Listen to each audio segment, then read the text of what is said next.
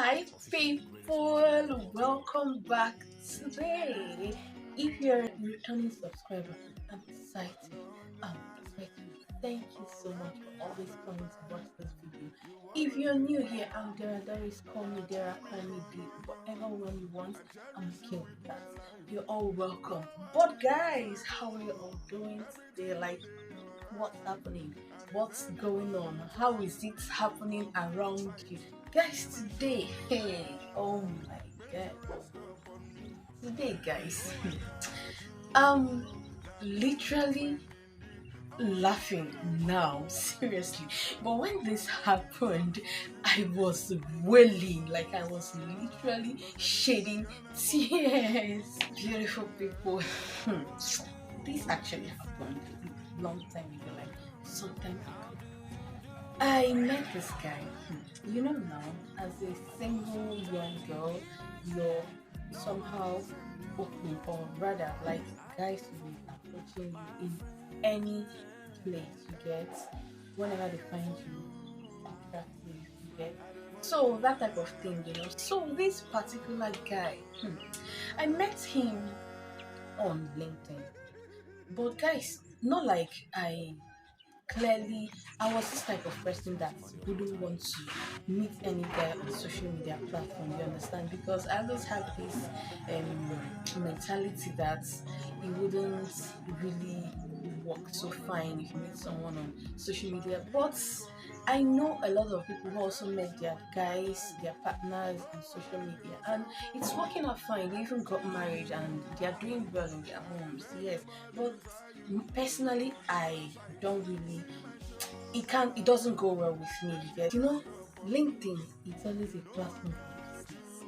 Yes, serious minded people are always there. That's what I regard LinkedIn as. So I had a LinkedIn, yes, I still have a LinkedIn account. So I revamped my profile, stated the things I could do, as especially as a remote worker. So I was applying for jobs there. So I I got a message. I was so happy. I was like, who is messaging me on LinkedIn? So this guy messaged me on LinkedIn and was like, yeah, he likes my profile, the things, what I wrote there were exactly what he wanted for his employee. So I was like, that's good. So we can talk business and start working. So he said yes, he will schedule me for an interview, and the HR will do we check my CV and know if I'm experienced enough to do the work. I was like, "Yeah, that's fine." So I said I should gave me a particular email address to send my CV, which I did. I sent my CV, and after some time, he chatted me again and said, my CV needs a lot of touchings and needs to be revamped. So I was like, that's fine. So what do I really need to do about that? Okay, maybe I would revamp my CV myself and then we send you my CV. You get right? Yes. So he said, I shouldn't really disturb myself about that. He can revamp it himself. I was like, this is a very nice guy. Someone who revamp your CV for a particular for a job, whereas he's the one who is meant to take you for that job. You get right? So I was like, that's fine. Maybe I've actually gotten a this thing, soft work that wouldn't be so, I won't work so hard and yet getting enough pay. You understand that kind of thing? Yeah. So after some time, we were chatting on phone. So from official chat to as in formal chat, we almost became a chatmate. We are always chatting. We left even the basic reason why we met for something else. So yeah, guys, I didn't remember to tell you guys that this guy called a particular company in the US and said that's where he works, and he was asked to contract people who worked remotely for that um company. So I was like, he mentioned, I googled this company, like I made research about this company, and yes, the company was existing, and I saw the names of their staffs, and actually I saw his name. You understand, right? So guys, we kept chatting, now. So guys, we got busy with chats every day. You get. So I was already excited because someone who is supposed to take me to work for their company is now very formal with me. We can chat, ask each other how we're all doing. So I was like, this job is already my own now. You understand? So I was so confident that I was going to get the job. Yes. So we were chatting and kept chatting. Yes, these things started growing. Literally, we chatted for like 1 month. So we became more of friends than employees. So while we were doing that chat, I was also asking, how about the job? He said yes, the HR are working on the employment. That he made sure he revamped my CV to be, to qualify for the type of um, persons they want. So I was like, I'm so happy. So I kept asking about the job, and he was giving me a positive response. Sometimes I don't even ask about the job. He was like, they did this today, they did the other one today, and yes, he made sure my CV was somehow at the top, like nothing was going to make my CV not to count. You know how it is now. This conversation prolonged for 1 month, guys. So this guy was like, he brought it down. Was like, he likes me. Excuse me. Like, seriously, what's going on? He said yes, he likes me, and the way I talk, now, guys. Yeah, I told him we've not seen each other. I've not seen this guy. You've not seen me. We are only able to send each other's our pictures. So what if I'm not actually the person you're talking to? Yes. But he said, yes, we do video calls. I've checked you out. You're okay. I like what I saw or what I'm seeing. So I'm growing fond of you, and that doesn't mean I should just accept to start dating you just like that. Guys, this guy too. I told him I needed time to think over it because someone, I only talk to on phone and video calls, see pictures. It's not enough for me to completely agree to follow someone like that. You understand? So I now, guys, you understand, a man and a woman, and secondly, he wasn't looking bad, and to him I was okay for him, and women, you understand now, he stays in the US and does a very good job, and is promising to secure me one. So what was I waiting for? I said, quick, we need to try this relationship. Please. I accepted. Yes, I said I accepted. So we started talking, and he was assuring me he was going to bring me up to US so that I'll know everywhere around there. I was going to take flights and go to the US to meet who?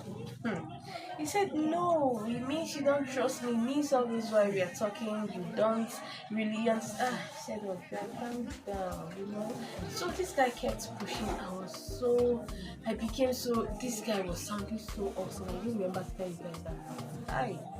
Like, he was so calm with his voice. He really knows the right words to use around you. No matter what you say, no matter how you persist, no matter how you try to resist it, he knows the right words to use on you, guys. Me that will see myself as this disciplined kind of person, I don't, some things don't really work out for me. Some things must be set right before it begins to work with me. That's the kind of person I am, yes. It needs to be very straightforward with me before. So guys, I accepted. Vacation became so intense, so sweet, so lovey-dovey. So this relationship wahala now, how boyfriend and girlfriend thing used to work. Yes, guys. He called me on a day and said that, I remember he told me he had a daughter and the mom, they all stay in Nigeria. His daughter, his first wife, died, so they had one daughter before she died. So I said, yeah, that's true. He sent me pictures of a girl and saying the girl was his daughter, you understand? So even sent me pictures where he was carrying this child. But when he told me this child was not feeling fine and needed to be operated as soon as possible, except this girl would die. I was like, what's wrong with this girl? The doctor said she has a growth on the neck, so they need to remove it because actually blocking some airways. So the girl was finding it difficult to breathe. He said I should speak with his mom to always ask about the girl. So the mom was going to call. A number called me, Nigerian number. Hey, that's the mother of called the guy's name that this child is about to die. I should please that I should do something. I was like, okay, wait first. Let me talk to this guy. So I said, okay. Your mom called me. You already told her to call me immediately. Maybe you guys have been discussing about me or something. He said, no, not really, that he likes me and he told his mom about me. He really wanted us to take the relationship to a serious level, okay? So I'm like, what is happening? What's the doctor saying? Are they not going to start treating this girl? So he said, yes, they are, but they need some money to deposit. Then how much was this cash? That was the question I asked him. He said they needed 100,000 naira to deposit before the doctor could start any operation. I'm like, oh my god. Hey, but it's something you can do. Why not send this money straight up to your mom directly? He said no, that is not working. That I was not disposed to send 100,000 naira to the mom there immediately so that the doctor would start immediate treatment. I was like, how managed? This girl, it's not like she had an accident. You understand? This growth has been inside. I was so annoyed. I was beating this child literally. Now, I was already thinking with my heart. I was already going to love this. In fact, I was in love with this guy already. So guys, I was thinking, what do I do? Okay, I asked him, what do you want? Guys, you please send 100k to the mom. He will reimburse me and even double it. I said, I don't have the money. I don't have an emergency 100k that I just sent to him. He said, well, please try, even if it's 50,000. Just send to us. I don't even have 50,000. I can only provide 20,000 naira now. So the guy said, that's fine, send it to my mom, no. So on the second thought, I was thinking, what's going on? As if this guy is pushing me to do this. Something is going on. My instinct was just telling me that something is not balanced. So guys, you know what happened? I told this guy the 20,000 I was supposed to send, I already used it for something else. This guy fled up. He was shouting on phone. He was saying all sorts of things and I was like, God, why are you shouting? You are more disposed to send this money to your family. Why are you leaving it on me to do it for you? And I explained to you what happened and how I could no longer send this cash. Why are you shouting at me? I expected you to understand. I'm not working, so how do you expect me to get the money and even send it that short notice? He was like, you don't love me. If you had loved me, you would have done it. In fact, he hung up. Guys, I didn't tell you guys that we kept talking for 6 months before he started this drama.